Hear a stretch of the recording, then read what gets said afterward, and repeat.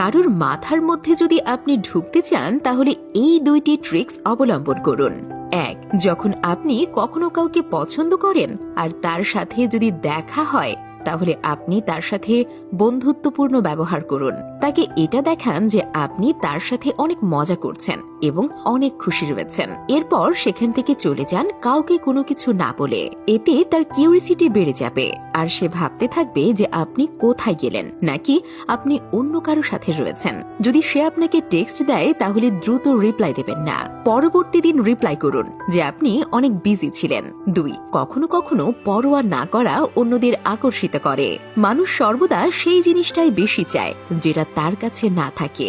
আপনি যত পরোয়া না করবেন মানুষ ততই আপনাকে পেতে চাইবে। আপনার জীবনের সকল গোপন কিছু জানাবেন না, কিছু বাকি রাখবেন।